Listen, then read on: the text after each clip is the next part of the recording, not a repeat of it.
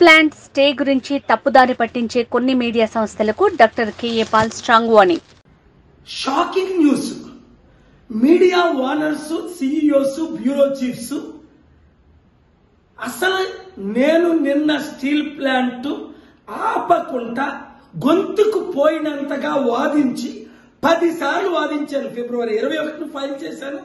April 24ని 25ని orders తీసుకొచ్చాను. 1 inch స్థలం అమ్మకుంటా ఎవరమ్మారు, ఎంతకు అమ్మారు, ఎందుకు అమ్మారు, ఎవరు కొంటున్నారు అని రుజువులతో నేను తప్ప ఎవరైనా వాదించారా? జేడి లక్ష్మీనారాయణ 3 నెలల్లో కనీసం ఒక్కరోజైనా కోర్టుకు వచ్చాడా?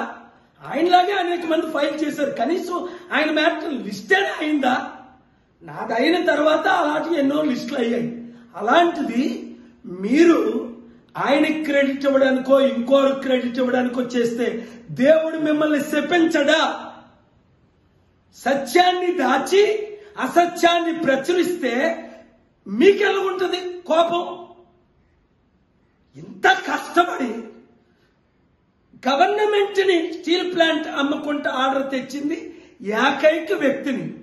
2 నెలలు కష్టపడ్డాను, 10 రోజులు ఆర్గ్యుమెంట్ చేశాను, 30-40 రోజులు ప్రిపేర్ చేశాను, కోర్టు చుట్టూ రాత్రి పగలు తిరిగాను. ఇంత చేస్తే నాకు క్రెడిట్ ఇవ్వడానికి మీకు దేవుడే అన్నాడు, whom the credit is due, the credit is due అని. ఇంకా ఎవరికో క్రెడిట్ ఇస్తే మీ కుటుంబాలు సర్వనాశనం అవ్వకపోతే నా పేరు కేఏ పాల్ కాదు, మిమ్మల్ని కూడా విడిచిపెట్టను.